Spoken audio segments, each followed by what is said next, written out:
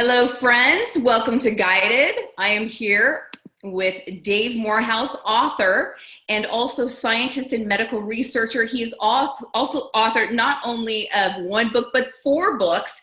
And one of my favorites is Psychic Warrior Inside the CIA Stargate Project. And I had the treat of reading it. I was on my way to Sedona and I was listening to it from audible.com, and I said, I've got to get a hold of this gentleman. It was fascinating. And as I went into Sedona for the second time, I was just fascinated about your journey, Dave. And I just thought, I just need to get a hold of you. Would you be on my show? And I'm so grateful that you said yes. And episode 3 on Guided, oh my goodness, you had such a response from people. So thank you for joining us again. Wow, thanks for having me. It's an honor. It really is an honor. And it's a pleasure to be here. Hi, everybody.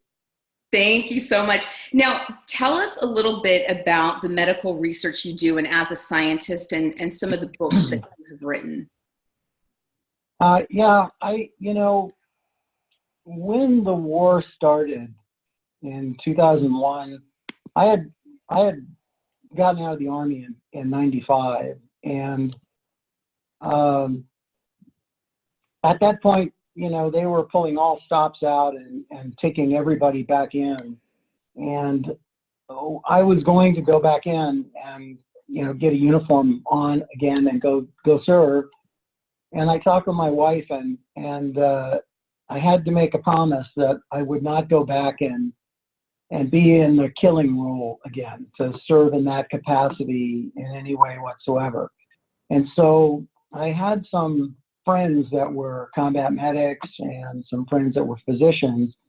And we recognized that there was this new kind of medicine that was evolving called operational medicine, which is defined as actions at the point of wounding on the objective. So it is teaching medical providers what they can do on the objective for wounded to get them to the next level of care. And it is also for non-providers, so buddies, combat buddies, what they can do utilizing individual first aid kits, what they can do to save their buddy's life or save their own life. Wow.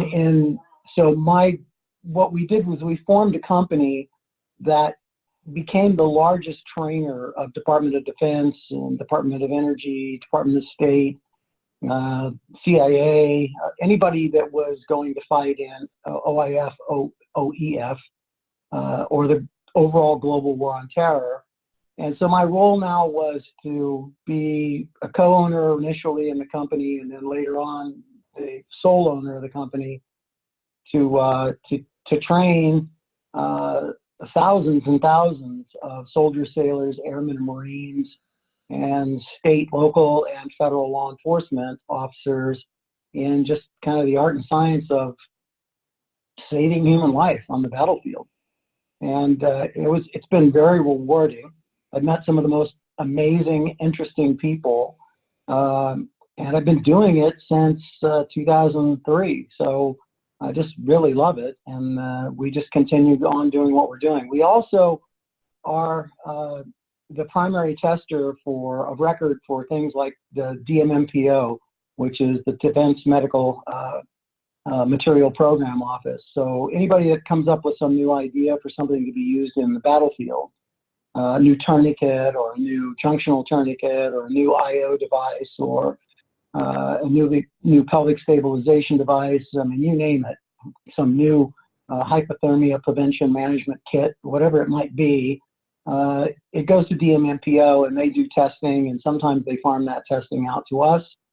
And we run really exotic, well thought out tests to either prove or disprove the claims made by manufacturers about the particular devices that they're attempting to sell to the taxpayer. So a lot of people like us for that, and a lot of people don't like us for that. Depends on how your device fared in the testing.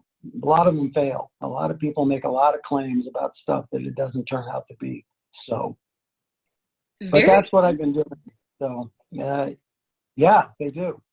So some of these ideas and the ideas that, you have had as well, have they been prompted from your service out in the field and maybe what you wish you had during combat?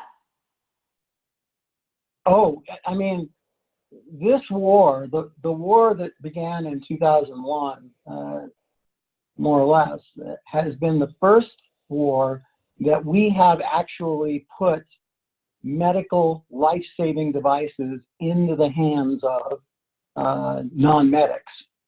So I carried a tourniquet all through my military career that I thought, I mean, I'm embarrassed to even say it now. I mean, it was a tourniquet that would not have been able to do anything to stop massive hemorrhage, which is high volume, high pressure flow from traumatic amputation or gunshot wounds or anything like that. And I carried it thinking that, because I did the expert infantryman's badge test and I had the field manual and I knew how to do field expedient tourniquets, et cetera, that, oh yeah, that'll all work. I'll take off my belt or the soldier's belt and we'll use it that way. And it's like, nobody had any idea what it would really take. Sorry, that's my doggy. Big German Shepherd. Yeah. Nobody had any idea really how much pressure it would take to take a Marine's leg, this big around, and to be able to compress the tissue sufficiently against the bone to actually occlude arterial flow. And so now, people, I mean, I just never had anything like that. I mean, we didn't carry interosseous devices. We didn't carry 14 gauge catheters to do needle decompression or needle fluorocentesis. We didn't know how to do surgical airways. We didn't know how to do any of those kinds of things. And now we teach that stuff. Wow. And we teach it depending upon the command. We might teach individual Marines or individual soldiers how to do a surgical airway. Now, not that individual would ever do a surgical airway if there was a medic available to do the surgical airway, but they could help that medic do the surgical airway. They would know what the medic was going to do next. They would know what they wanted next out of their bag. They can help, assist and save the life of their buddy. And that has been one of the most rewarding aspects of this position and career choice, has been to actually see, as the years roll by, you would see kids coming back into the training over and over and over again. And as they would go around the room and be introducing themselves, because we would always ask them to do it. And sometimes these classes were massive, like 500 soldiers in a class. But you would have somebody say, it was very poignant. I'd have a young Marine say, I took this class 2 years ago, and I'm here because my buddy who's right here, he saved my life.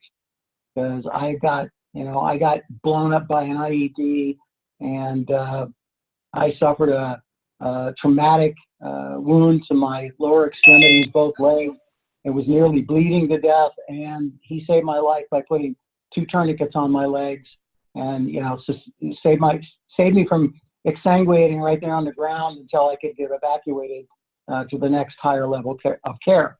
I mean, what do you do? I mean, you just tear up when you hear something like that. It's like, oh my gosh, what we're doing here actually saved lives, and it saves lives every day, and still does to this day. Most of the people who have been through the training have actually said that there's never been anything like it in their life. Never in the military did they get that kind of training, and they can't, because the military is trying to MOS qualify people. The military is not, branching off into a specific narrowed focus type area of medicine. So a 68 whiskey that, a medic doesn't really necessarily learn how to be a combat medic. We would like to think that they do, and I'm sure the schoolhouse would take issue with me on that. But they don't get training on how to do surgical airways and how to do a needle decompression and how to do that. At least in the early stages of the war, they didn't. I think now that they knew that this brand of medicine, operational, which was also called Tactical Combat Casualty Care Medicine, TCCC, but that also, has now amped up what they're teaching in the schoolhouse. So it's probably unfair of me to say that they don't get it in the schoolhouse now. They probably do get it in the schoolhouse now. But anyway, that's been my life for, since 2003. I really loved it. That's fascinating. Because these special operatives, they never know what situations they're going to be in. I mean, and these things, like you said, save people's lives, or sometimes the terrain that they're going to be placed in at a moment's notice. Mm-hmm. Fascinating. Mm-hmm. Fascinating. Yeah, it's rewarding. Yeah, But we're here to talk about remote viewing, I think.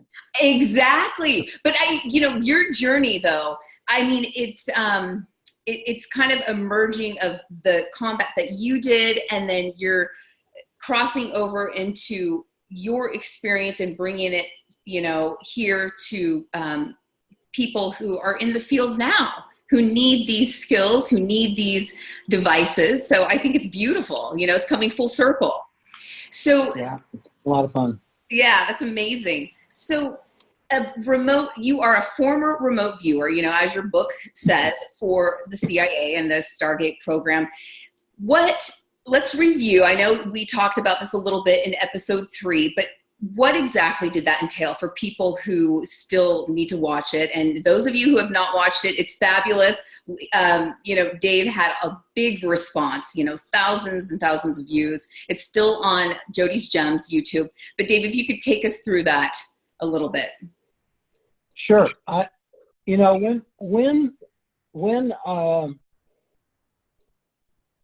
trying to in my mind roll around the idea about whether or not to give you part of the history of this, and just suffice it to say that, pardon me, in the early 70s, the director of the CIA and deputy director of the CIA all found out that the Chinese, the Soviets, the Israelis, and others were heavily involved in the study, the Russians, various aspects of the paranormal.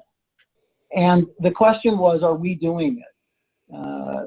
Because even if it's a lot of hooey, let's say that they're 5% right. If there's 5% accurate information that I cannot glean by any other means, then that's information I would want to have.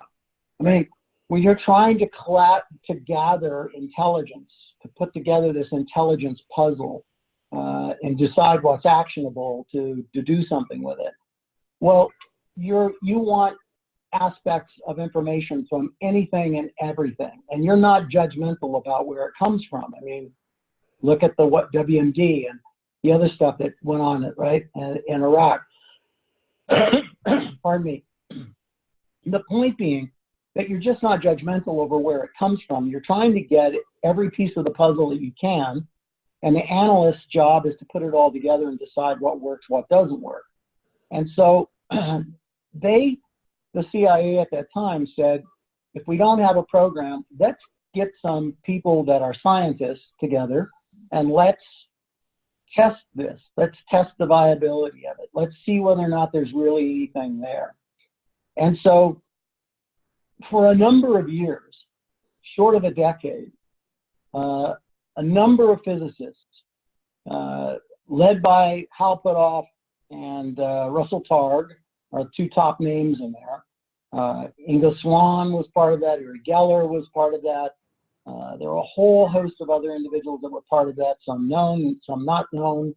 But they validated this phenomenon, and they showed that human beings indeed, absolutely, irrefutably, undeniably have an ability to transcend space and time, to view persons, places, and things remote in space and time, and to report intelligence information on the same. I'll say that again. Irrefutably, undeniably, scientifically proven at the cost of tens of millions of taxpayer dollars, with 18 physicists working this particular problem, triple blind, double blind, blind, you name it, trying to find and validate this phenomenon, determined that yes, there is an irrefutable, undeniable human ability to transcend space and time, to view persons, places, and things remote in space and time, and to gather and report intelligence information on the same. Now, that was the military espionage mission of remote viewing. And if you want to be a skeptic, go be a skeptic. I don't care. My job, you will never see me standing up and taking your little challenge or whatever that might be that you come up with. Because first of all, you represent a minority opinion in the process here. And secondly, I'm not going to step into your evaluation criteria where you're the guy setting the criteria. And thirdly, it does not matter. If you don't believe it, don't mess with it. The fact is, laser physicists led a team of other physicists that scientifically, irrefutably, and undeniably proved and brought back to the U.S. government factual evidence that it in fact works. So if you want to quibble and rub your hands together and cry foul because you're a magician and therefore everything in life is an illusion, then, you know, go forth and do so with my blessings. But the truth is that science proved that it in fact works. So, of course, the skeptics quibble over the science. Right. Well, of course they would, right? Because they're not going to go, oh, gosh darn, you were right. Damn, I can't believe I was wrong. All this time I was wrong. That's just never going to happen. It just cracks me up that there are people who actually think that they're going to change a skeptic's mind. I mean, they actually get involved in this kind of stuff. Like guys like don't waste your Brown energy. and others. Sweet people. You know, I mean, it's like, are you kidding me? I mean, do you really think that you're going to just like do something that they're going to go, wow, geez, prove me wrong? You know, it's not going to happen. Yeah. You see it every day in the human condition. There are people that are just hell-bent on what they believe. And if you are not within that particular trough, you know, or funnel that they are in, then you're wrong. And you're always going to be wrong. And you're not going to say anything, do anything, write anything, sing anything, you know, make anything that's going to change their mind about that. It's always going to be what they think. If they want to come to where you are, and they want to come with open heart and open mind, and they want to shut down their own belief structures, which is an extremely difficult thing for them to do, then they can experience it. And they can see for themselves that it is either, you know, insignificant to them or significant to them or highly significant to them, whatever the case may be. But it's up to them to make that journey. It's not up to any of you who are believers or who are people that practice this or do this to try to convince others who think you're a fool for being involved in it that Right. you're right and they're wrong. It's a pointless exercise. Dave, you mentioned that this kind of got going in the 70s. When you say 70s, do you mean that people in the agency kind of ran with it? Or because it seems like it's got started earlier, right? Well, it's been around for millennia. Yeah, I mean, okay. It's been around since humans walked the earth. And it's been around forever. I mean, there are references to it in Holy Scripture, you know? Right. So the fact that, I mean, and there are references to, just speaking about the principles and the gifts and adornments we ascribe to deities, that they're able to be omnipotent, omniscient, omnipresent, you know, etc., that all those things are only set aside for a few. And I'm just here to tell you that when you understand the physics of the metaphysics about how this works in science, then you understand that it's not something unique to deity. It's something that is inherent in all of us. Right. We are all omnipresent. We are all omnipotent, omniscient. All of us are. And we are only limiting those aspects of ourselves through our own conditioning, through our own beliefs, our own disbeliefs. That's the only thing that stops us from reaching our fullest potential with this gift. Yes, absolutely. Now, you also used the word espionage in there. So explain that portion of it. Well, as I said, this was being designed through the CIA to be an espionage tool. This was a collection methodology. That's the word used, a collection methodology. So you have SIGINT, ELINT, FODINT, SCIENT, HUMINT, you know, every kind of int there is out there.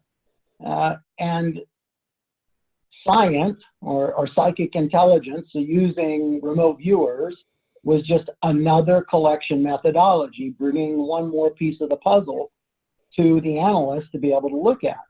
Right. And it was used extensively. Now, I don't know how much of it analysts chose to use. I can tell you that when the book Psychic Warrior came out, because, you know, Psychic Warrior, let's face it, you know, when Psychic Warrior came out, it was the first book that exposed the U.S. government's involvement in this. Yes. Now, other people had written books about remote viewing long before me. Inga Swan, Joe McMoneagle, you know, and others had written books about remote viewing, but I was the first one to violate a secrecy oath. It's hard for me to say that, but I did that because I believed that this was a gift that should be given to all humanity and not something that should continue to just be sequestered away as a weapon of war or as a intelligence collection methodology. So there's another side of the intended use of remote viewing, and that goes into, if you read not that foolish book, The Men Who Stare at Goats, which is a tongue-in-cheek parody on what you know, the 1st Earth Battalion was all about. I can tell you that there was no laughing and, you know, tongue-in-cheek about the 1st Earth Battalion from people who were in special operations or in the Rangers or who were in special forces. You know, people that were going into Delta who were part of it was called Greenlight at that time, Project Greenlight. Their guys knew about it, knew about the work in it, and guys wanted to know about it. And you know why they wanted to know about it? Because every great general, every great warrior, warlord throughout time has been able to talk about their ability to see the battlefield before the battlefield ever happened, and to see the battle unfolding in their dreams or in their imagination or in their meditation. And by seeing the battle unfold, they were therefore seeing just on the other side of the moment, they were seeing these patterns of potential that were going to happen. And that is what allows an individual to spin their OODA loop, the observe, orient, decide, and act. And if any of you are interested in looking on more on that, just Google OODA, O-O-D-A. You're going to find a billion different kinds of references for it. But the first guy that did it was an Air Force captain originally.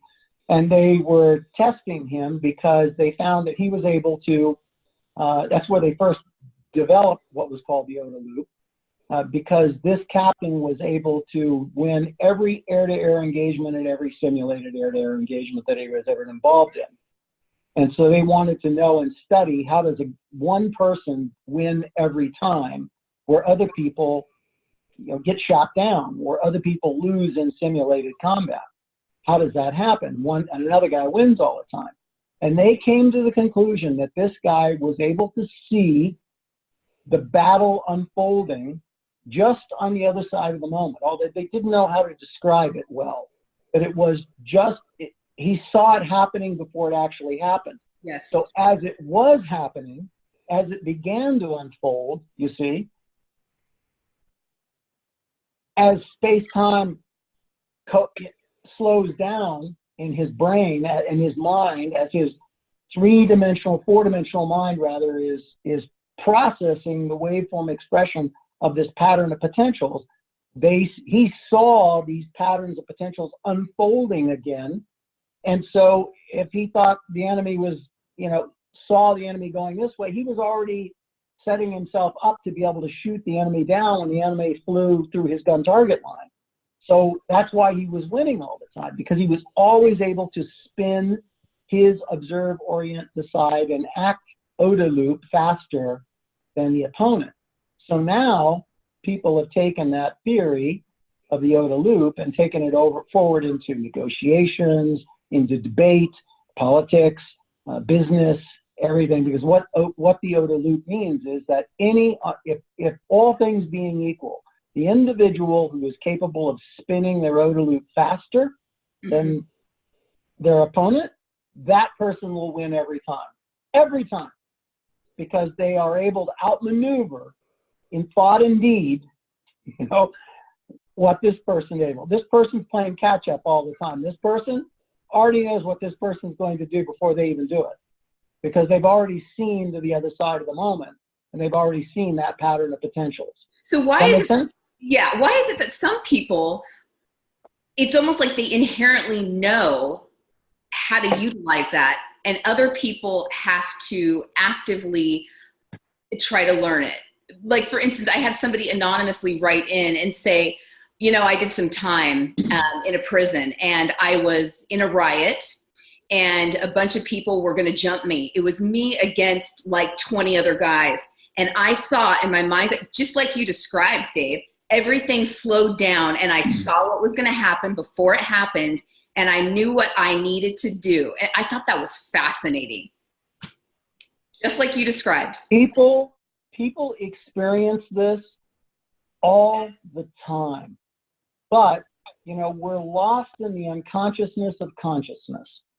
Yeah? Lost in the unconsciousness of consciousness. We are moving through our lives, and you know, there's mother's intuition. They know something is going to happen to a child before it happens. All right, you know, or they know that something has happened to a child distant in space-time when it happens. Right. Because there's that link, that connection, that waveform connection that's there. There is intuition in police officers, intuition in everybody. You know, I just had an email exchange with a guy today who said he was reading Psychic Warrior, and he's a chef. And I said, great, you know, pardon me, keep studying and journeying and keep seeking, you know, these understandings of why you have been a lucid dreamer and why you have always known things without knowing why you know them. Because the answers are there, and they are there and described in science. I mean, Coordinate Remote Viewing, that book will teach you the science, the physics of the metaphysics, to help you understand the science behind why you're able to do what you're able to do. But the greatest chefs are the chefs that are intuitive cookers. They're not just following recipes in their head. They're individuals that are, you know, leaps and bounds, spinning their OODA loop beyond what their customers might want, or what their, you know, their rose competition might want, or might want to do, right? So it is an expression in our life constantly, and we see it, and some of us go, deja vu, or you know,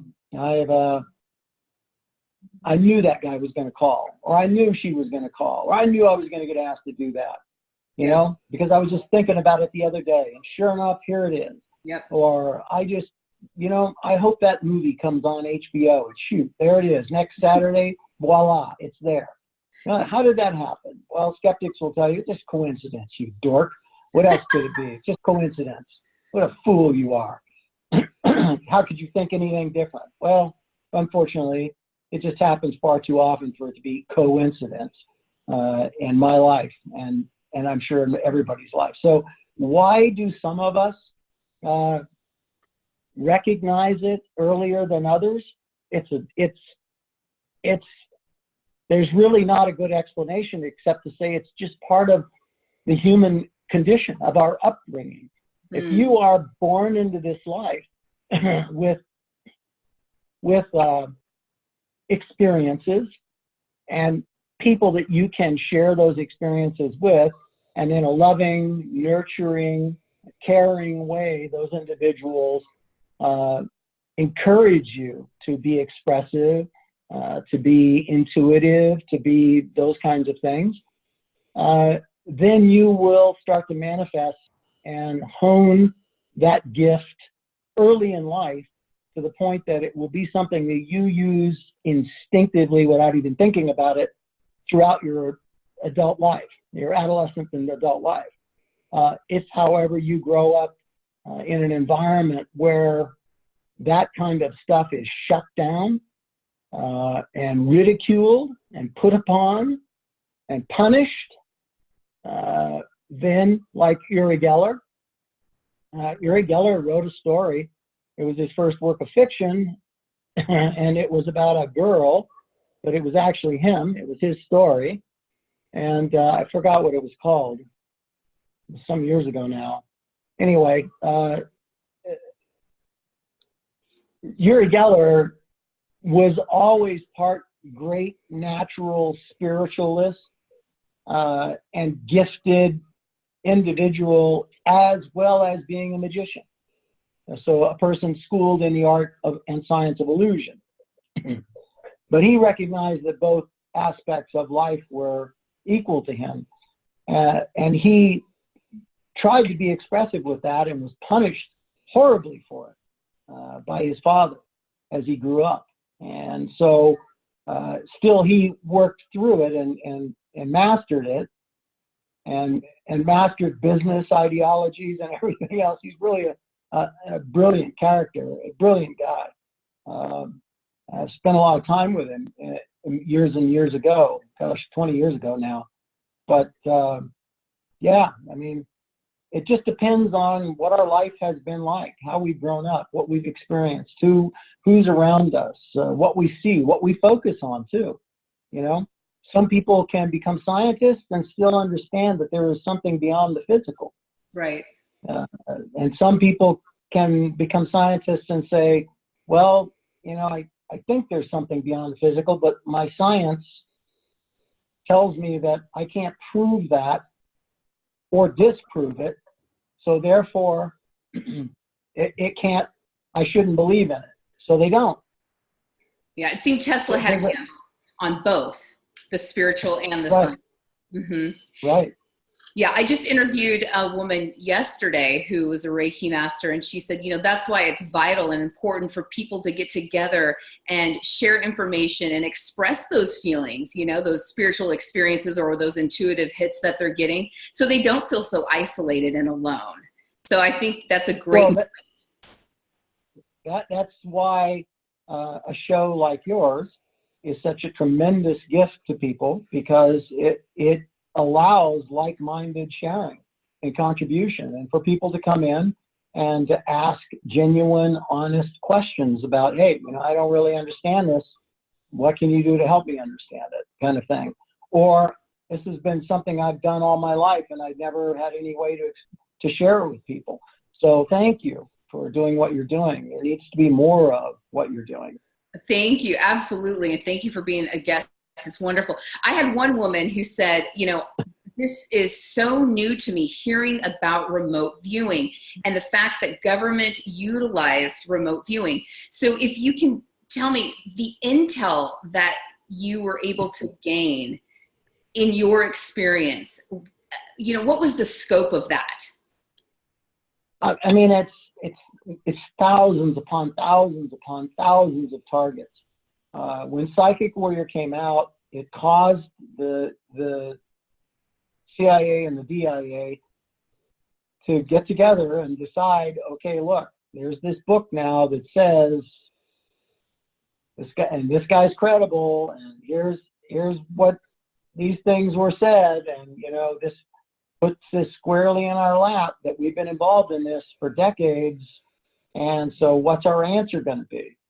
And so their answer was, this was not one of those things that they could just deny, or they could step back and say, we will not confirm or deny, you know, any aspect of that. I mean, I guess they probably thought that that's where they could go with it, but the book put them in an awkward position, because a lot of other people who didn't really want to have their names exposed didn't get their names exposed, but just couldn't help themselves by stepping forward and saying, he's talking about me, you know, on the internet or something else.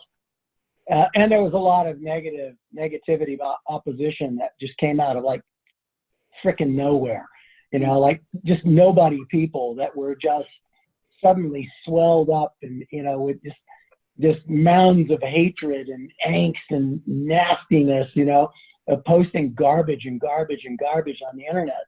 And it was just like, holy cow, man, this is really, you never know what life is going to be like, you know, the polarity of life until you put yourself out there to tell the story about something.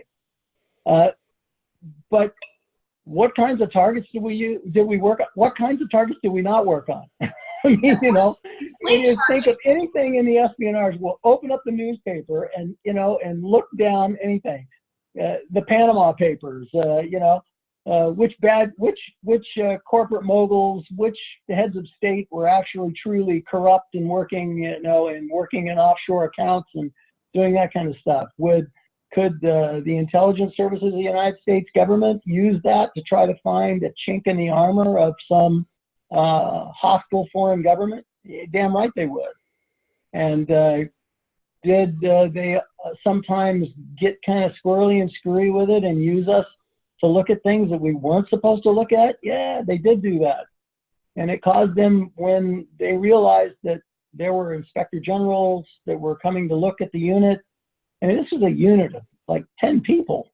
And the Defense Intelligence Agency's inspector general is like, the commanding general is like, I want somebody to go down there and check this unit out and make sure that what they're doing is all copacetic. And it caused a lot of late night shredding sessions and, you know, Wow. stacks and stacks of burn bags out in the, you know, in the front lobby in the mornings when we came into work, because they were just going through and reaming through the files and taking all the things that were probably highly illegal or questionable to be using remote viewers on. Like, for example, spying on members of our own government. Right. And when that was first proposed, people would be, oh, get out of here. You know, we don't do that kind of stuff. Really? I mean, all you have to do is look at what's going on in the FBI, what's going on in the Justice Department. You know, I think you can probably get a pretty good grip on what's going on, or what has been going on within the dark circles of the intelligence world. I mean, there's so much stuff that happens. It's just anything you can think of. It really does occur. And conspiracy theory aside, most of the conspiracy theories, there's a great deal of truth to them. You know, it's probably been thought of or been put into action somewhere. Maybe not on the scale or in the exact thing that these people, the conspiracy theorists, always think that it may have been applied to, but it's out there. I mean, I was just job struck by the things that I saw. I mean, I was just an airborne ranger, you know, I was just a special operations infantryman, and I'm in this top secret clandestine world for several years coming out of the Rangers. You know, first I'm in Royal Cape, and then I'm in Sunstreak or Stargate. And from there I go off to another place, which is the Strategic Deception Unit, you know, called Torn Image. And so I'm in all these things where I'm just seeing the lies and the deception and the corruption. And I mean, my God, I just wish I wish you could understand how that alters somebody, Right. who didn't grow up and didn't sign up for that. I mean, when you get a read-on to go to a special access program, a read-on means they set you down and they pick your brain. They're by skilled brain pickers, you know. Basically, they're good at what they do, because their object is to try to see whether or not you're going to fit in, without really telling you everything it is that they do there, because they can't just blatantly, you know, over a Cobb salad at lunch someday go, well, here's what we do. You know, we remote view. We transcend time and space to view persons, places, or things remote in space and time. And, you know, and gather intelligence information on the same. And, hey, we were thinking maybe you want to come and be one of us. Because some people might turn around and go, what? You do what?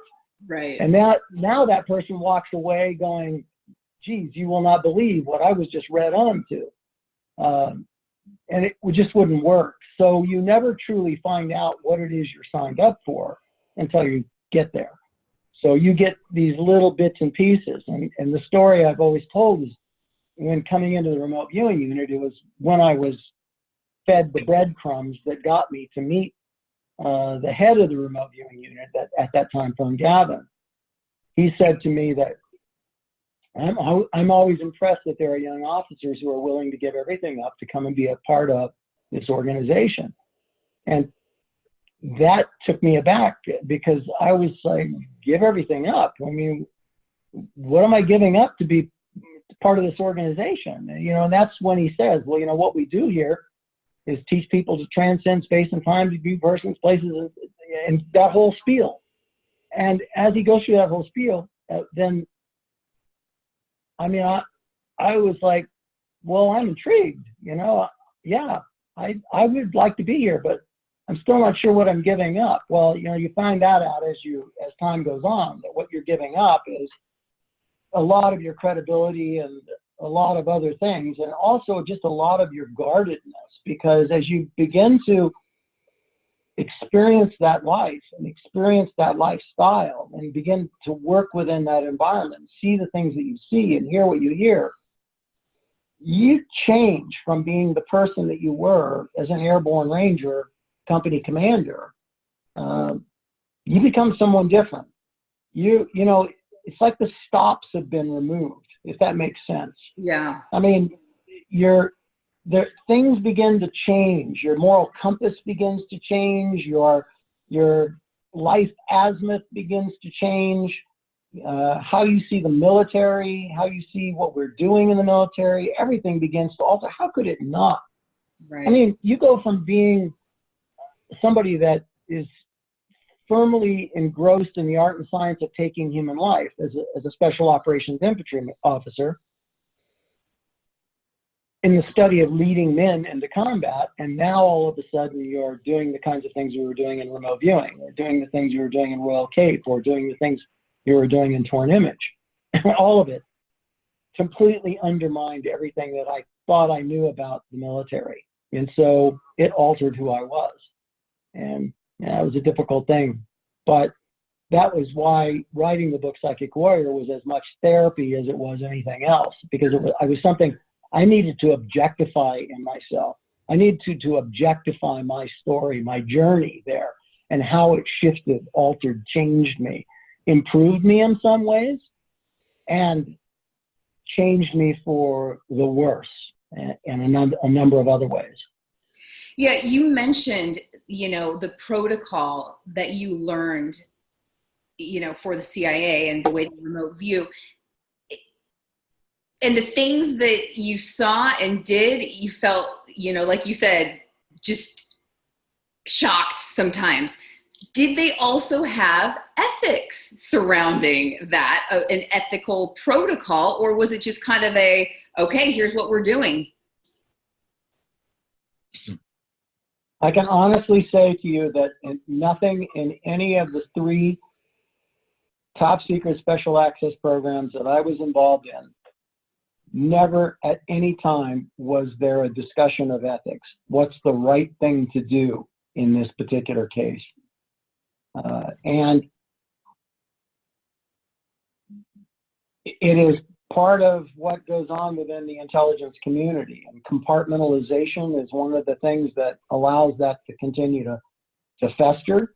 And it's why so many units get in trouble. For example, the first unit I went to, I worked as the deputy XO for it, and I was responsible for briefing Secretary of the Army John O. Marsh Jr. weekly on the movement of people within the organization. And that was because the organization had lied to the Secretary of the Army before. And because the organization had lied to the Secretary of the Army and got caught in those lies, the Secretary of the Army now established a rule that said, you will not move anybody to go to a school, to go to a country, to go to a meeting, to go home, to come from home, to do anything without briefing me first, outside of a 50-mile radius of the Pentagon. So it was any movement by any of those people. Wow. Had to be briefed to Secretary of the Army John O. Marsh Jr. And I was the guy briefing, we're moving this guy to go from here to here, and have to give the answers, and he would have to make a decision, because I wish I could answer the question to you, yes, that everyone sat back and looked at the ethics and the morality of everything, but no such thing. Everything was, what's the end state? What is the end state objective that we're after? Not about how do we get there. and what happens in the process of getting there. No, not really. In fact, as you know, I mean, we've talked about this before. You and I were both members of the LDS Church. And one of the things that I saw, and I won't elaborate on it here, but one of the things that I saw when I was in the first special access program I was in is an intelligence collection program that involved the LDS Church. I'll say no more about that, but all I can tell you is that it absolutely infuriated me, because I always took pride in the fact that the church itself operated independently of the government, and that the government had no ability.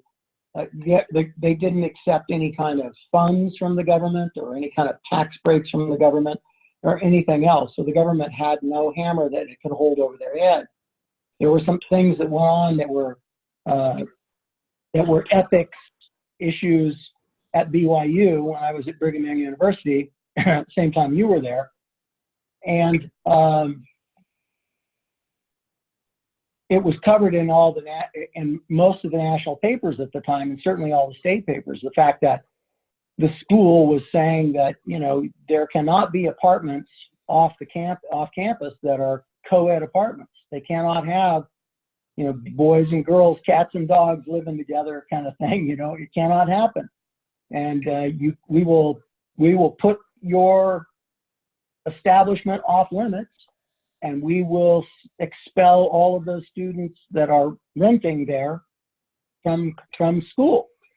And the federal government attempted to step in because there was some heavy-duty lobbying going on by the landowners and the developers and the people that owned all of these apartment complexes that said that the school has no right to tell us who we can rent to.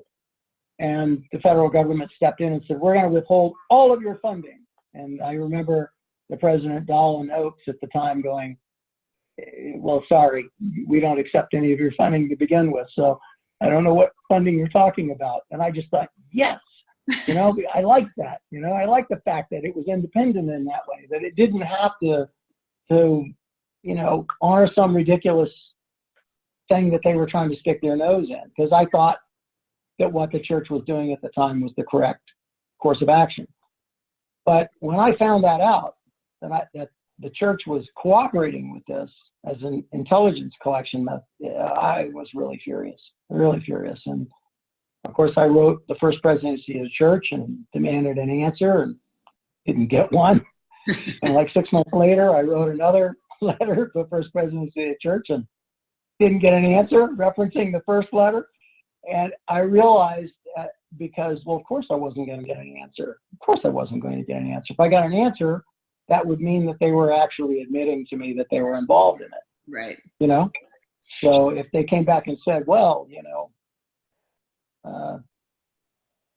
anyway, I'm sorry if I segued off on something. No, I was actually just going to say, I wouldn't be surprised. I mean, to me, we have remote viewers inside the church anyway, so they can gather their own intel. Well, this wasn't remote viewing. This was something completely different, and it had nothing to do with remote viewing. It was totally different, and it was really wacky. Oh, yeah, that can be. Things that you discover can be so disenchanting and disappointing, I'm sure, when you find those things out. And like you said, it can change you as a person. And yeah, the things that you thought, the people that you thought were the way that you hoped they were and who you hoped they would be, it shakes you, you know? Yeah. There are disappointments you expect in life, and then there are disappointments that you don't expect. Yeah. Call it naivete. But, you know, growing up in that church and coming out of BYU, I just never would have expected to see what I saw. And I just couldn't believe it. I just could not believe it. Yeah. But that's neither here nor there. Do we have questions? Or is anybody... Yeah, you know, I'm going to continue on the questions. One of the very big influencers on YouTube. Her name's Rose Burnett. I'm going to go to one of her Instagram questions. She has a question that she posted last week. And she asked about the difference between remote viewing and astral travel. I'm going to literally read her post. So she says, from the beginning, she says, great interview. And she's talking about episode 3 that she watched. And by the way, you had thousands of views. People loved that interview. So she says, and great perspective, just shared on my YouTube channel. And her YouTube channel is called Mind, Body, Soul. And she says, with our Ascended Master Global Lightworker community, the reference to remote viewing, is this a different way of explaining astral travel, ? I agree with the requirement to surrender, to tap into universal source energy, higher, let's see, what does she say? Higher states of consciousness and the angelic realm. And also from what I've seen in my energy work, particularly in beyond the God realm. Let's see, spiritual, let's see. Well, before you lose me. Okay, one thing at a time, right? Yeah. The question that I got from that was, is remote viewing the same as astral projection? Yeah, let's start there. And the answer is no. Because astral projection is both by implication and by specification. It is causing a separation of a spiritual body from the physical body and causing that spiritual body to go from point A to point B. Got it. Okay. And that is a very linear process, and remote viewing has nothing to do with that. It means, again, you must go back to this fundamental understanding that energy is everything and everything is energy. Therefore, everything can be expressed as waveform on some level. Everything at the subatomic level is waveform. Light is waveform. Sound is waveform. I am waveform. I am just coalescing into an image that you see. But if I were to look at me at the subatomic level, I would be 98% space, 99% space, okay? Just space. And that space is not electrons and nuclei, et cetera, I am waveform.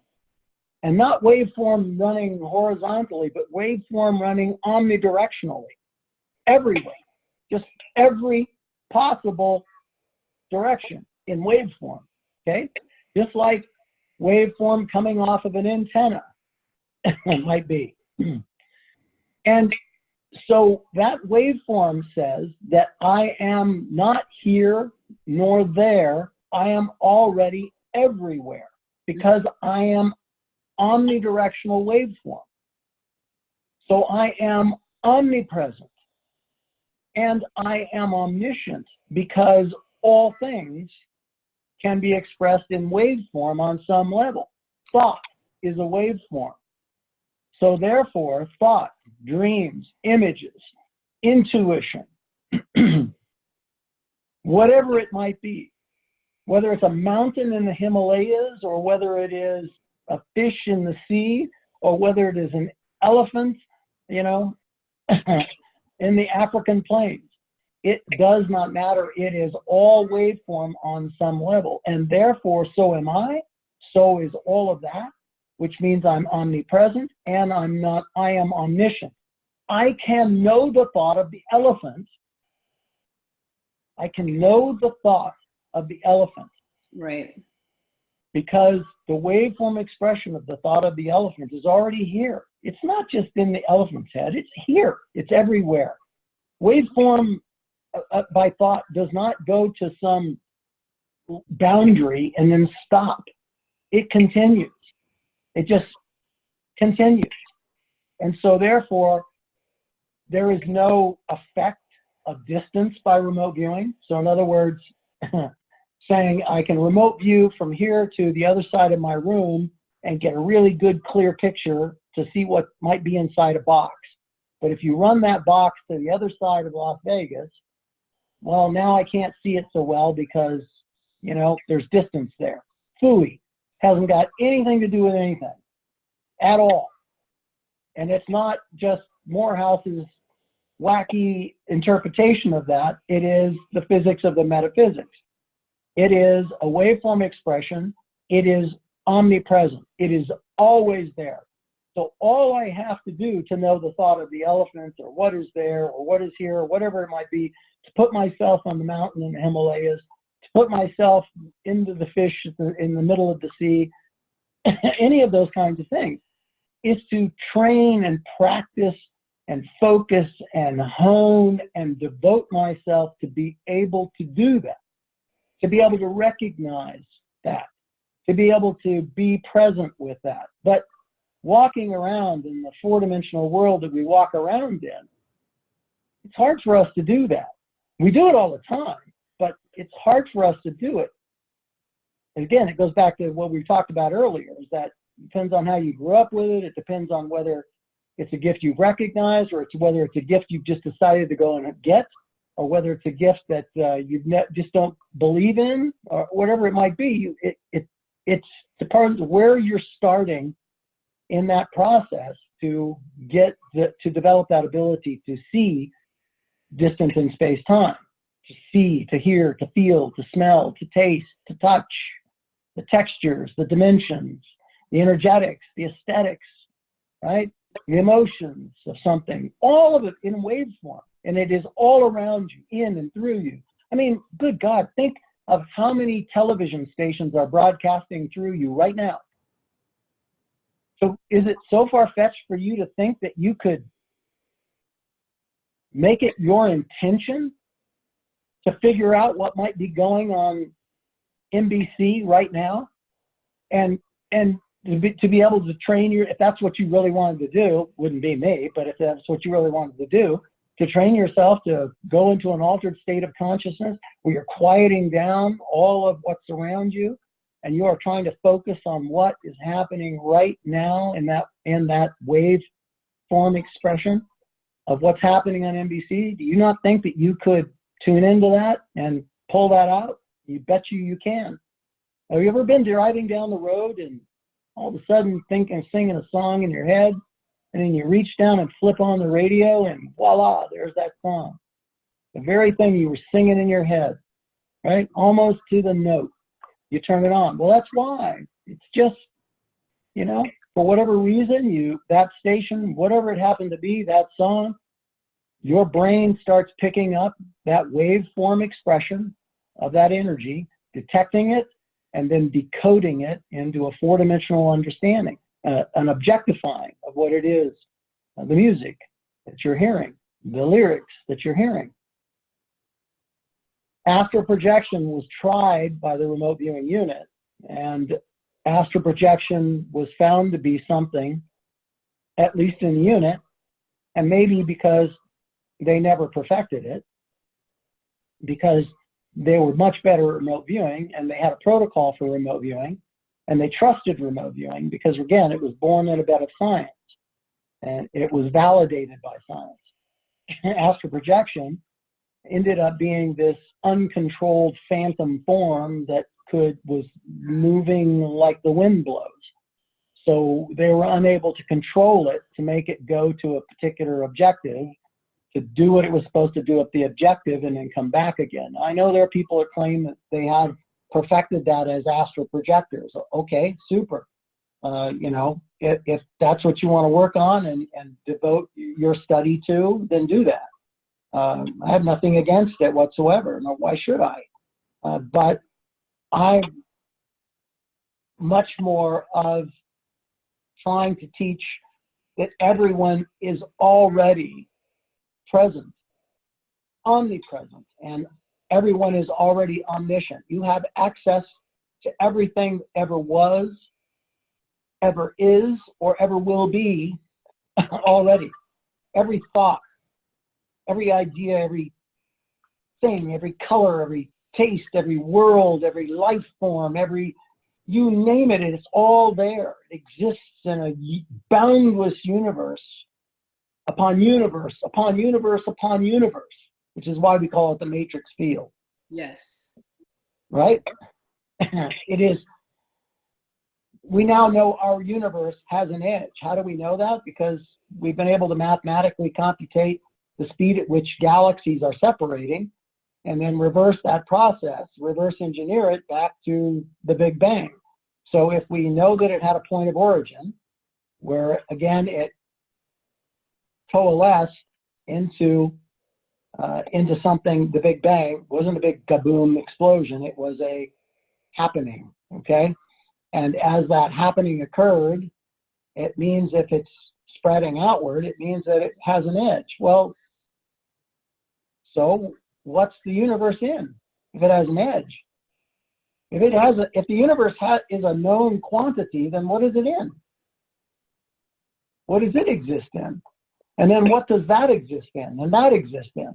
And that's where you get this idea of bubbles, you know, all these bubbles that are just connected by these tubules connecting all of them.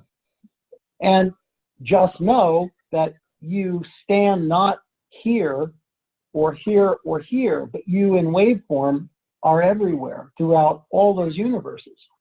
And you have access to all those things. But think of those things that your four-dimensional mind, that you have access to on a waveform expression of itself, but how do you interpret that? Everything that you detect out there in waveform expression, you decode into something that you can objectify, into a taste, a smell, a color, a texture, a temperature, etc., a dimension, again, an energy, an aesthetic, whatever it might be, an emotion. Whatever those things are, you're now using your four-dimensional brain to put those into some perspective. Now, in some of our remote viewing classes, in the master class and explorer level classes, we used to just do open source targets where we would say, you know, go into the universe and find something. And then come back and describe what it is. And we gave them modeling clay and like erector stuff, and you know, and we would say, now make a model of it, and then we would have them share it with everybody in the class. Everybody had to come back with something, and people would say, I saw this, and this is what this does. And some of the stuff was cute, some of it was funny, some of it was real head scratcher stuff, and some of it was like, oh my gosh, that could really be, you know, I'll bet you that's there, because you know, that feels good to me. It was amazing to see what people could do. But just think about that, just an exercise. Go into the universe, go out into the matrix. Just close your eyes, cool down, go into an altered state of consciousness, shut everything off, go out into the matrix, find something that is not here. Find something that is out there. Come back, sketch it, model it, and tell us what it does. I love that. I love that homework assignment. Yeah. We have another question. So related to the astral travel, they're asking, how does that relate to time travel and associated with, I think, the Pennsylvania experiment, where I guess maybe you take waveform into matter through maybe a portal or something? I think they're talking about the Tesla experiment that had to do on naval ships during World War II. And let me answer that part of the question. It is true that we were using, they were called brilliant paint schemes, or there was a name for the camouflage that was being used on ships, particularly on convoys and warships. But convoys, because you remember that the submarines, the wolf packs, were really horrible in World War I, and they were extraordinarily horrible the Nazi wolf packs in World War II in killing Allied shipping, finding these great convoys coming across the ocean, bringing weapons and materials and personnel and medical supplies and you name it, and sinking them, and hundreds, millions of tons of stuff. And so one of the things that they were working on were paint schemes that would break up the outline of a ship so that looking through a periscope, you wouldn't have the ability to really make out what kind of a warship it was. Because in order to sink a warship, you need to know its length, you need to know its speed. There are a lot of different things that go into the calculation of the fire coordinates to get the fire planning done, so that you can launch a torpedo and know that that torpedo and whatever spread you give it has an ability to hit that ship, whether it's coming in an oblique or a right angle or whatever it happens to be. A lot of stuff that goes into that. So if you can confuse one of the variables by changing the dimension of that, because that's part of how they tell distance, is to be able to see how long something is and how tall it is. That gives them a mathematical equation to give them very quickly in the calculus of that, the distance, because they didn't have laser rangefinders in those days. So these paint schemes were done to try to confuse the enemy. Now, Tesla was performing several experiments, and one was that if he could develop enough of an electronic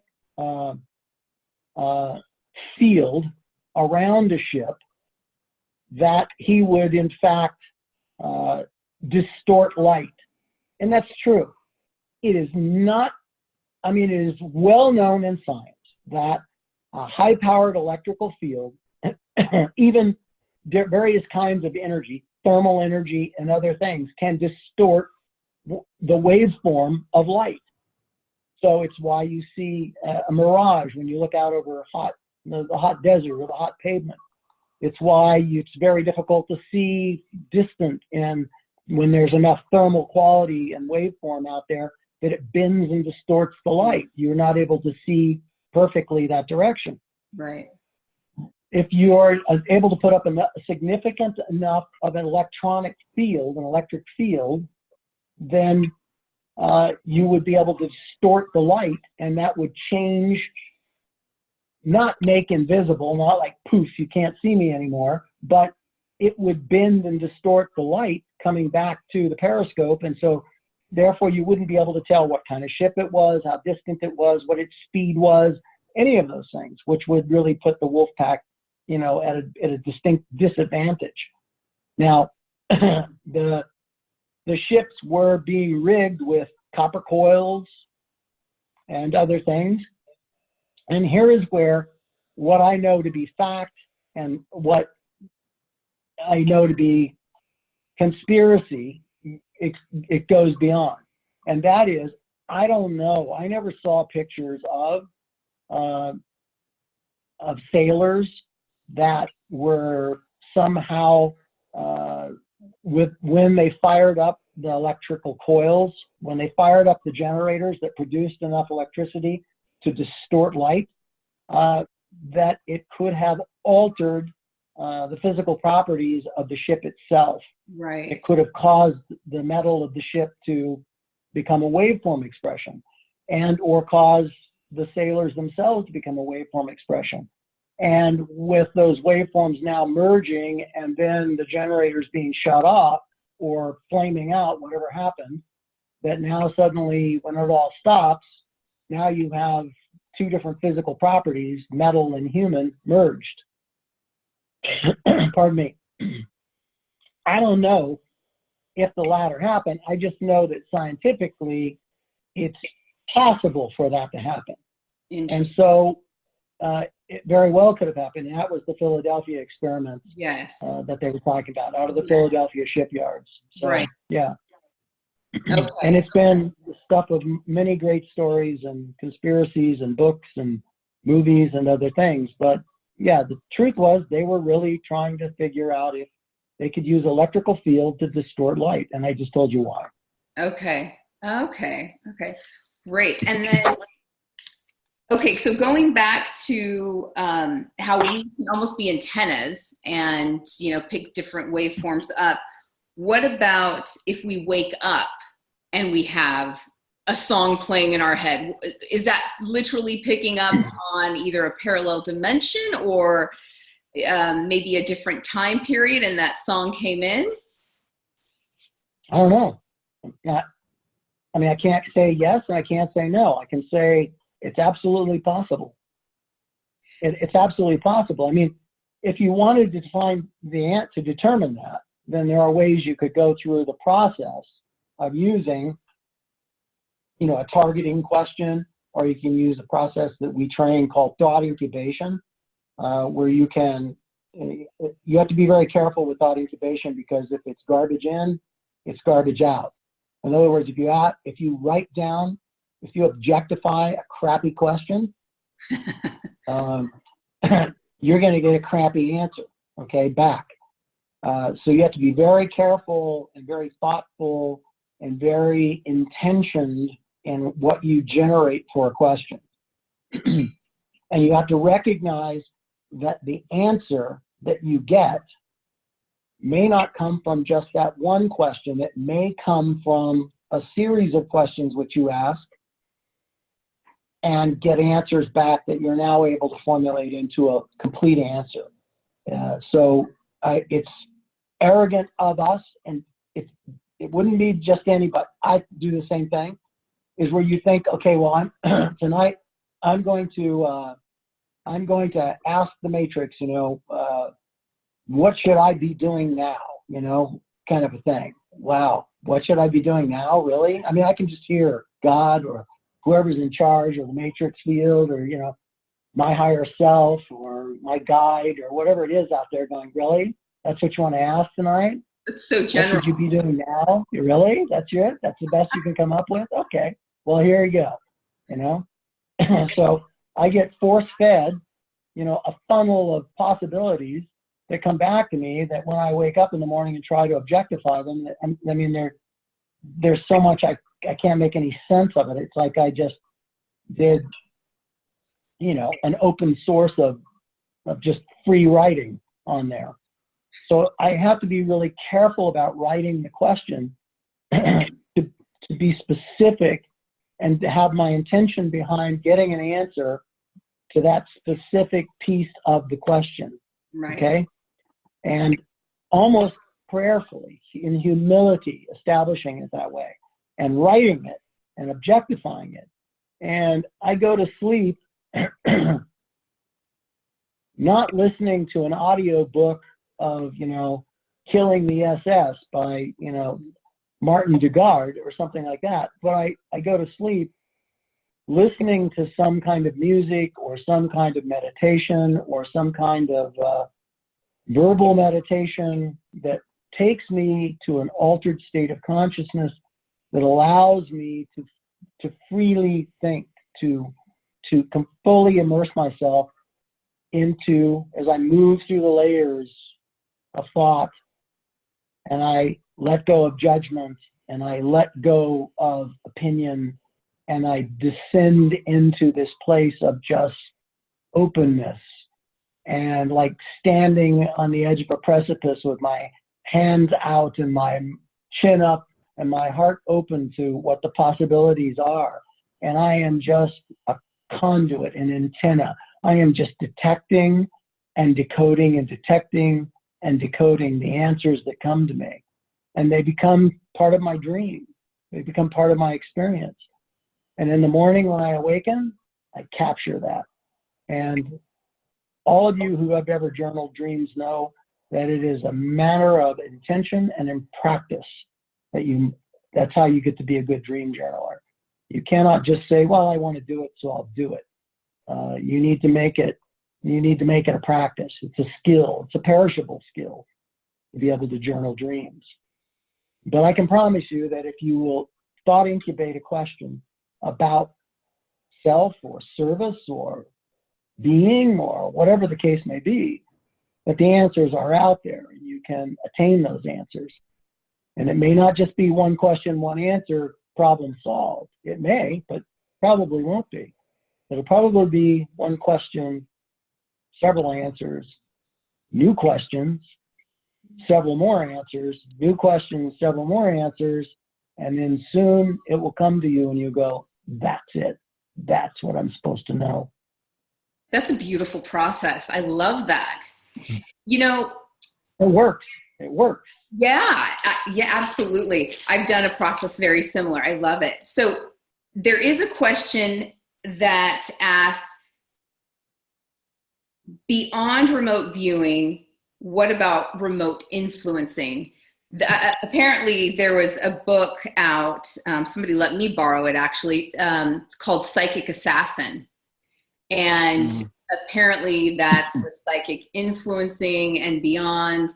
And this person wants to know about the difference, or I guess people utilizing it. And again, it's, I think the agency and governments militarizing these things. Oh yeah. I mean, look, it is no secret that, you know, judgment, ridicule,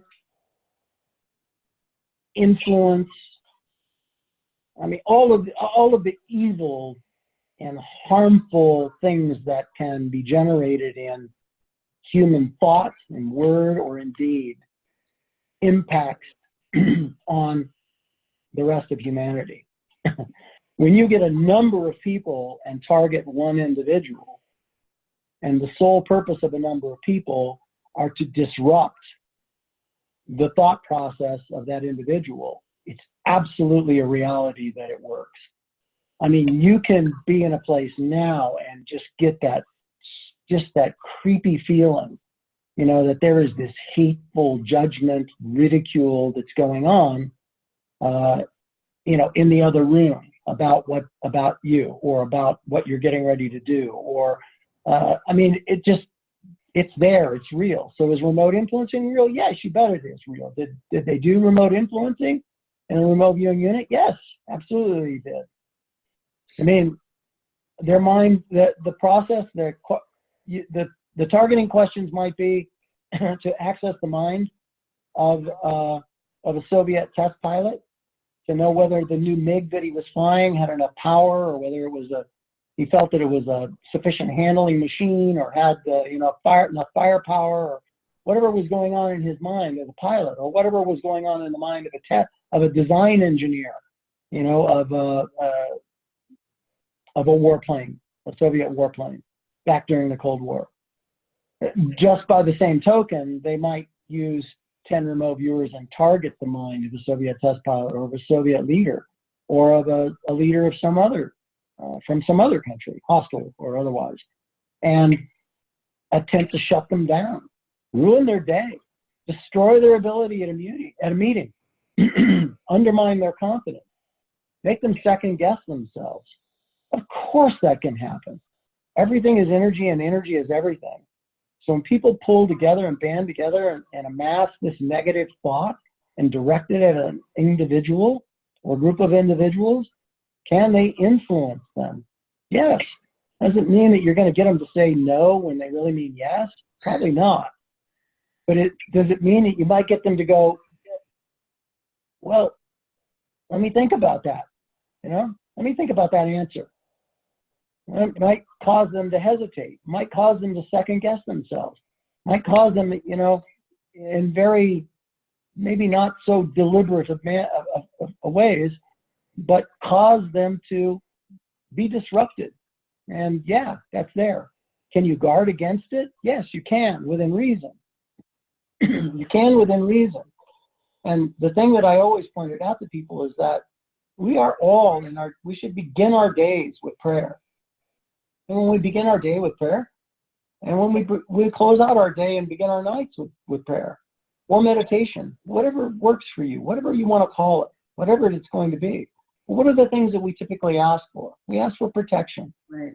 We ask for protection of ourselves, of our families, you know, for health, for strength, for vitality, the ability to continue the great work, whatever that may be that we're engaged in as individuals in this great journey we're in on this planet.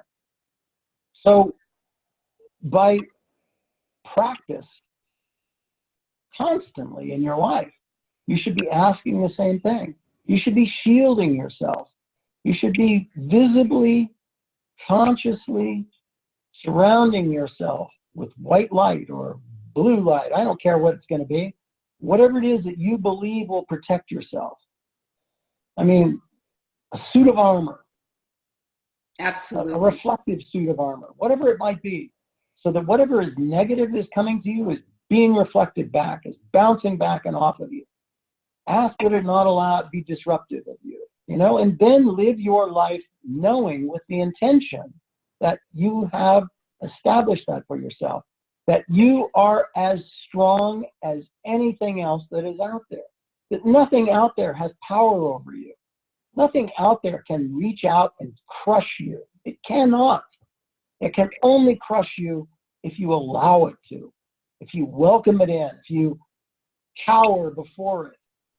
But if you stand up and be what you are and protect yourself and protect your children, your spouses, your loved ones, your family, or whatever it is, your health, whatever it happens to be, your job, protect it. Guard, you fight. I mean, in a loving, genuine, complete, perfected, intentional, guided manner, do it. Absolutely. Don't just wildly swing into the darkness, but carefully and intentionally establish that protection for yourself. And you will be protected. I can promise you that. Yes. Nobody's going to zap you in the head and destroy your life. Beautiful. Now, you said within reason, and I think those are beautiful ways to protect yourself. In relation, though, to mind control and say my lab, and say maybe things associated with the gunmen in the synagogue in New Zealand, things of that nature. What would you say to that? You mean like, are there physical things that can be used to disrupt human thought? Right. Is that what you're asking? Right. So absolutely. Taking the remote influencing a step further to mind control, and then to people possibly involved in my lab projects. So possibly that suspect. I mean, certainly. I mean, I would probably say that's not the result of what you're seeing. I think there is genuinely enough polarity and hatred in the world today. Okay. That we don't really need to stir the pot in too many places. And when you're talking about particularly, Muslims at this particular time, we've been at the longest war that America has ever had, has been with Muslims in the Middle East. And it's not looking any better. I mean, it's not their fault, and it's not our fault. It's all our fault. And both sides have shared enough corruption and hatred and greed and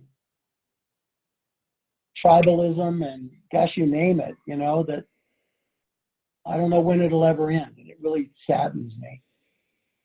And so I think, white supremacy today, not to get into that, I mean, it's smaller than it has ever been. I mean, you have to remember that in the United States, back in the 30s and the 40s, there were million-man marches of Ku Klux Klan in Washington, D.C. I mean, that's not an exaggeration, folks. I mean, study your history. I mean, we had a president of the United States, that brought the film in that he screamed the film. Oh gosh, it just ran out of my head. The Birth of a Nation. Oh, yes. Screamed it in the White House. I mean, in the 30s, and we have, we had again million-man marches of Ku Klux Klan in their sheets, walking, in formation down the streets in Washington D.C. like a big giant parade with people cheering them on both sides. And it's not that now. I mean, if you look and read and study and look at where those organizations are now, I mean, it's almost laughable. I mean, I'm sorry, don't plant a bomb in my house or something, you know, but I mean, seriously, it's almost laughable. Mostly they get together and yell white power and have barbecue, from what I can see. So I think, you know, that person that did what they did was just a genuinely hateful, spiteful, evil person that just wanted to go kill somebody and did. And that gave them a perfect excuse. Yeah. Just like, you know, what was the excuse of the guy that came here to Las Vegas and killed all the people that he killed, you know? I don't think that was mind control. I think that individual just was sick in the head, you know, So and sad. wanted to kill people. So sad. Okay, another question. What would you say regarding things like Bermuda Triangles, where things disappear? Is that a portal? Is that another form of a waveform? What is that? Yeah, I think, well, it's all of the above. I think, I mean, I'm a big believer in it, and I've also seen a lot of scientific explanation and read a lot of pseudoscientific studies on you know, to try to explain how the Bermuda Triangle might work with, you know, sudden gas releases from the ocean floor that cause instability and in the body of water that therefore cause a ship to sink. But, you know, they are also not able to go down there and actually find the ships that have sunk. So do I think that there are portals that can periodically manifest on this planet? Absolutely, I do. And I think they're still around. I think there are some that are present, and I think you can go to a lot of very spiritual, historic places on this planet, places like Machu Picchu, and, you know, go to the Moonstone, go to all these different places they're out in these ancient lands, and you can participate in those kinds of things. I just wish that more of the world was open to us now to experience that sort of thing. But absolutely, I mean, those spiritual places and those portals and those openings are there. I think there's a lot of it still in New Mexico. And I mean, I've seen it, I've experienced it with both Ed Dames and Mel Riley, and a number of other people that Jacques Vallée, who has written several books on ETs, and Ray Blackburn, a couple of other, like those are, I mean, I've stood out there, I've been out there, I've watched these guys with their measuring devices and antennas, and these are guys that work for, you know, the Defense Department doing what they do. And yeah, I've seen some pretty fascinating things, and I know that stuff is real. It's out there. All you have to do is spend the time and the energy and the effort to go make it your intention to seek it and experience it, and you can and you will. Yeah, I have that kind of feeling when I'm in Sedona, all the energetic ley lines. I think it's beautiful. Yeah, it is. And there's some that's not so beautiful, but there's a lot that's really beautiful. Absolutely. There's both. So there is a question about the the disclosure, because, you know, you're one of the pioneers of disclosure, you know, with all of your books and the information that came out. So are you in fear ever? And if so, you know, they're asking, you know, with everything that happened with Bob Lazar, have you ever been raided? Are you in fear of anything? You know, look, I had a very, very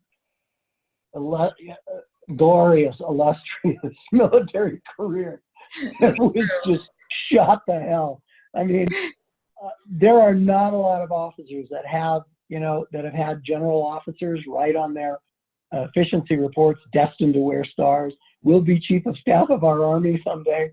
And this was crap that people were writing because of my performance as a captain and as a major, and, you know, and when I came out of the intelligence community, I was a different guy. And in telling the story that I told, I mean, yeah, I know that there were threats on my life, and there were threats on my family's life.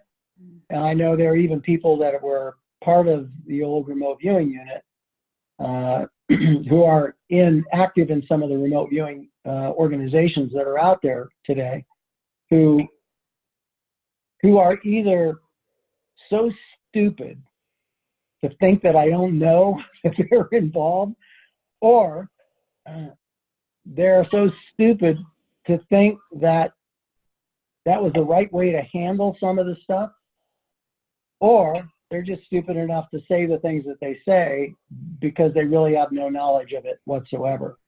Like, I know that somebody tried to kill my family. I mean, I know that because I experienced it.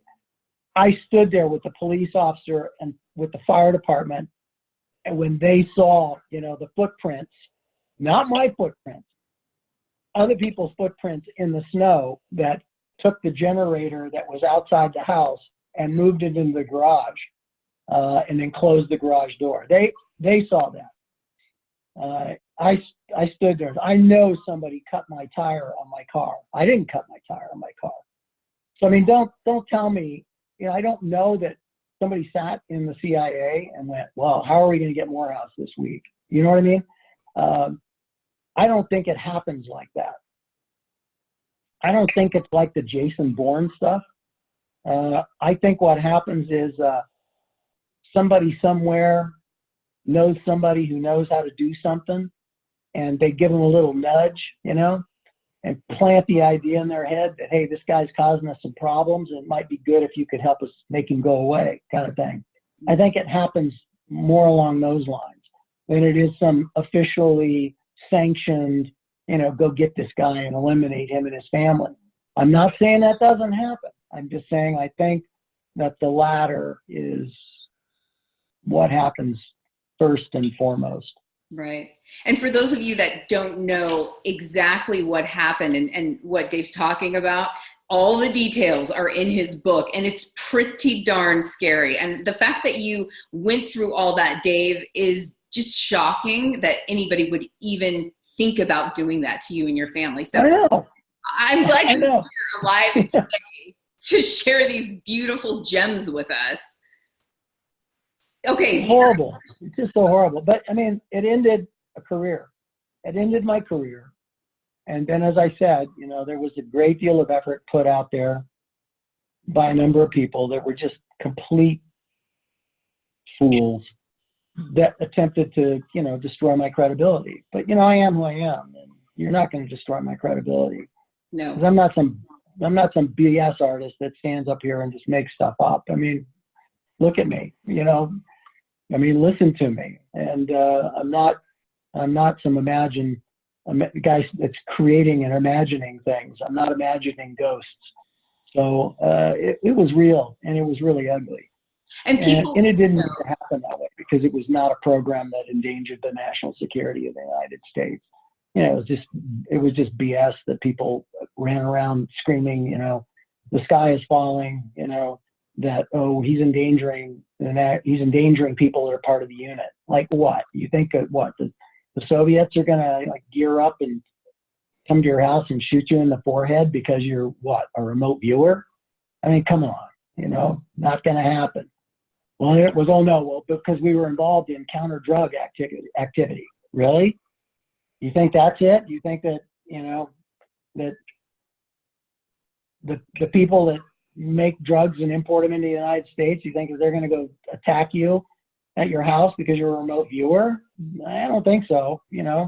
They've got other things to deal with besides worrying about what remote viewers are producing. So anyway, it's just kind of stuff like that. It just makes that laughable, and it makes it just a horrible, over-the-top knee-jerk reaction that didn't need to happen. It really almost killed 3 beautiful, innocent children, in addition to the parents. It Right. almost killed 3 beautiful children. Unbelievable. It really almost did. Almost did. Just, it hadn't been for my cat. The cat saved our lives. I know really that did. Story about the cat. It's unbelievable. Ranger the cat named Ranger. Yeah. Oh, my goodness. Chinese cat saved our lives. And talking about the fact that you are real and you are sincere, and that comes across so clearly. I mean, people respond to you. the things that you say resonate. I mean, it does for me, and the thousands of views that you got on YouTube and the comments that you get. So yeah, thank you all. You are for real. Now, here's another question. What is the difference between remote viewing and channeling? And actually in your book, you mentioned there was almost like a little animosity between the channelers and the remote viewers. There were almost like little sections in the program. And we had some. I was not involved in that fight, but my God, okay. Yes, there was. You know, my approach to this was, you know, again, I'm an Airborne Ranger. You know, I wore a high and tight for the first 12 years of my Army career. You know, I stomped around in jungles and swamps and did what I did. And I was pretty kind of like, you know, pretty much, I couldn't believe. I mean, I'd be driving to work in the morning, going to the remote viewing unit and going, I almost have to pinch my cheeks, you know, like, I can't believe that I'm actually getting paid to go to work to do this. I mean, this is fun. This is fun stuff. I mean, we get to go to work every day. Somebody gives us target coordinates of something that we don't know what it is. We're supposed to go over into another room, go through a cool down, right? As an extended remote viewer or coordinated remote viewer, whichever form of the phenomenon you're using. And I loved extended remote viewing more than coordinated remote viewing. There's a reason for that. Coordinated remote viewing is necessary. You must learn that discipline first. But once you now understand how and why the phenomenon works, the science behind it, now you can put away that dogma, that protocol, and you can actually go and work in more, shall we say, in a form of the phenomenon that lets you fly more. It's more freedom involved in it. And that's why I loved extended remote viewing. But I mean, I was looking at that and going, my God, that's what we get to do every day. So who in the hell can go find something to be pissed off about? I mean, who has to go running around like finding a reason to be offended today? I mean, there's no reason to be offended, but there were people there finding reasons to be offended every day about something. I mean, there was like a war started over the fact that there was no real coffee. It was coffee mixed 50-50 with decaf and regular, you know, and that was being done by Jeannie, who was the secretary. Her husband was a colonel, but she was the secretary. So Jeannie did that, and Jeannie and the two channelers that were there, Angela and Robin, they wanted 50-50 coffee. And the rest of the remote viewers it was almost like a burn them at the stake kind of a thing. And I'm not making this up. It was ridiculous. I mean, it was like this hatred, this vile, you know, memorandums and threats and back and forth and just ridiculous, crappy stuff. And then you had people that were monitors, not remote viewers, that were sticking their foot into it, you know, so meetings every week where everyone was sitting around the table discussing the products that week and what we did and the results and feedback that we got from the DIA, CIA, you know, and it would again become name calling and anger and hatred and vile and back and forth. And it was like, I don't understand this. I don't understand this.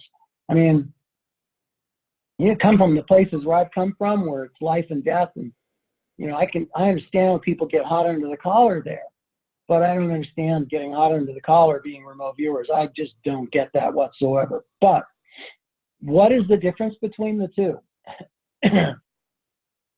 I have never channeled, so I can't tell you, you know, what it's like or what its effectiveness is. I can tell you that there's a difference between a channeling, a medium, and a remote viewer. Now, as I understood it, I mean, a remote viewer is simply going into an altered state of consciousness. And in that altered state of consciousness, you are detecting, decoding waveform information, decoding it, and then objectifying it two-dimensionally on a page in the form of sketches of textures, recording of sounds, temperatures, taste, smells, right? Capturing dimensionals. You could even model, you know, in stage 7, you go to modeling. But channelers actually were using a guide. A channeler was, like, for example, I remember Angela's guide, spirit guide, was an entity by the name of George. And so instead of Angela going to a target to detect and decode and detect and decode and objectify, detect, decode, objectify, detect, decode, objectify, what Angela would do is ask George to describe what sounds were present at the target, or ask George to tell her what the smells or the temperatures or the tastes were. Now, as I understood it, then George would give answers back, and Angela would then record those from what George said. Now, that was channeling. Mediumship, as I understand it, is actually inviting the entity within yourself. Okay. Now, I will tell you that there are entities out there, and they are not all good, and they are not all bad, but you have no way truly of discerning at this point, not until you are greatly experienced and mature within the work to know. And I think you are, as a human, quite arrogant to start opening yourself up to whatever entity might want to step into you to pass whatever message it has for humanity. I think you run great risk there in doing that. I also will say to you that I don't understand why, if the work as an intelligence collection methodology was to do the work yourself, was to go to the target, to detect and decode. Forget I said go to the target. You're already at the target. But was to access the target, detect and decode the data, the waveform expression of data, and then to objectify it two-dimensionally on the page. But that's your job. That's your work. It's your responsibility. You're the soldier, the sailor, the airman, the marine, the civilian. You're the intelligence collector, right? You're the psychic spy. That's your job. How can you trust some other entity out there to do that work for you and give you that information? And by what yardstick do we measure the validity of the result about what some spirit guide out there might choose to say? And what spirit guide takes it upon themselves to spy for and in behalf of the United States government? Right. You see, man, those are the kinds of questions I ask. That Yep. doesn't mean I hated the individuals that did it. I mean, those are just the questions that I asked logically in my mind and said, well, it's not for me, because there was a great deal of encouragement. Well, you should try this. And it was, you know, even from the leadership of the organization was, you should try everything. You should try it all and see what you really like and do it. I was like, well, I'm really comfortable with where I am. And I have just some logic questions with these other things that, just from what I know of the spiritual world, say to me that that's not a way in which I want to play. I just don't want to do that. I don't want to have that handshake. I don't want to trust whatever presents itself to me out there and have me ask it questions, which is why people constantly ask me, what was my continued relationship with the angel in my books, in the book Psychic Warrior? Right. And it was always a minimal relationship. And I understood it to be a minimal relationship by design of the entity, because the entity did not want me to latch onto it and cling to it as my guide through my life. It knew that I had the answers, but that I was lost and needed to be shown the azimuth that I was supposed to be on. And once on that azimuth, I have the tools. You all have the tools. They are not unique to me or anybody else in this field. None of us. You all have this ability. So we all have the tools to know how to walk rightly, how to think, how to do, how to be, how to act correctly in this life. We all do. We all have those tools. We just have to make it our intention and our purpose in this life to utilize it in the best way possible, to be impeccable in how we live our life. I think that's interesting. That's an interesting point, because one of my guests on episode 2 said he had a guide up until a certain point, and then that guide said, "You are the master now. You have the answers within." Yeah. So like your angel, only for a time. So I think that's really unique and interesting. And I think you have to really start questioning if it's hanging around longer than just that time to nudge you back on purpose, right? Right. To get you on purpose, or to say, hey, not there, but here. If it's hanging around longer than that, I would start to get suspect. It's kind of like being somebody following me down the street. They'll do it longer than they should, right? Stalker guide. Okay, so here's my question, and then I know I don't want to take too much of your time because you are just amazing. I could listen to you all day, but there is one in your book where you have this assignment and they give you coordinates, and then you're going to a point where you're underwater. You don't know where you are at first, but then you realize like you're underwater and you're trying to get air. What exactly, tell me what that is, because of course it's waveforms, but is it like when you're in a dream and you feel like you're underwater, or you feel like, say in your dream, you're going down a roller coaster and you're feeling all of that? What was that like? Take us through that. That's called a bilocation in the lexicon of remote viewing.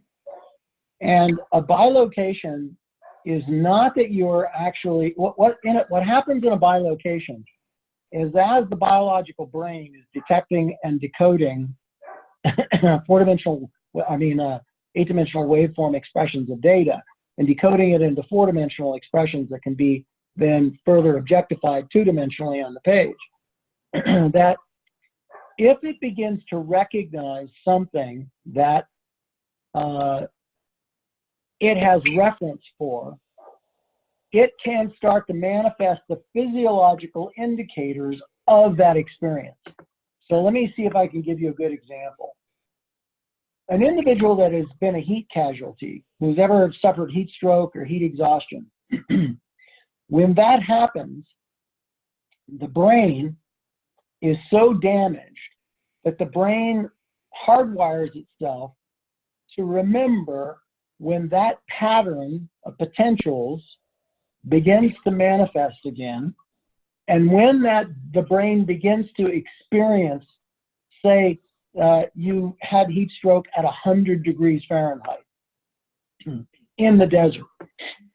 So when the brain now begins to experience maybe 80 degrees in the dry, arid desert, it actually starts to send the physiological indicators to the body that cause the body to defensively shut down again, much earlier than before. Does that make sense? Yeah. Yep. The same thing happens if you've been frostbitten. People who have been frostbitten on their hands or their feet or their nose, many, many degrees before the temperature ever gets low enough for the tissue to be frozen and killed again, the brain begins to send out all the warning signs so that the physiological indicators of pain and numbness and all the other stuff that goes along with leading up to either hypothermia or to frostbite, all those indicators are sent out to the body. So in the book, I had an experience because I was put into a drowning situation in a school that I attended. And so what happened is my brain began to recognize the signs of drowning again, of just the waveform. Again, it was just detecting the waveform expression of this. Okay. And it was not able to determine, well, one's a waveform expression of it and the other is really being immersed in water. What it does is, as it detects and decodes that waveform expression of it, it begins to send the physiological manifestation of that experience into my physical body. So what happens is I begin to secrete and I begin to cough and choke on fluid that's in my esophagus, and I now am choking on it and spitting it up on the table. It's not seawater that I'm choking up and spitting on the table. I'm just choking up fluid on the table. Why? Because my brain, again, is relating to that experience where I actually did have a drowning experience. Or that's why my hands hurt and my feet hurt, because my brain now is anticipating something, even though it hasn't even happened yet. The temperature is nowhere near where it needs to be to actually cause my tissue to die. But it's going to start making me think that it is, because it has that reference for heat exhaustion. So that's what happens in a bilocation. It is, by definition, it is when the biological brain detects the eighth-dimensional waveform expression of data that it can relate to or have reference for in the physical dimension. It begins to manifest the physical or physiological properties of that experience in the body, in the human body. That is so fascinating. And that's why the mind is so powerful too. It is, isn't it? Oh my goodness. You better believe it. It certainly is. It certainly is. Well, I have certainly enjoyed this time. I know our viewers and YouTubers and all the social media platforms that this is going to be on. They have. Well, have me back. I'm happy to come back. I will absolutely have you back. And if people from this live Q&A, if they see it later and they have questions, is there a way that they can get a hold of you or email you, or are you on social media anywhere? I'm not, but there are a bunch of people out there that field stuff for me, you know, John Holoski, and they can go to davemorehouse.com. And my son, Jason Appleby, he runs a kind of a remote viewing website at that web address. And so you can get to Jason and ask Jason questions. And if there are questions that Jason can't answer, he throws them to me. And there's actually going to be, I think,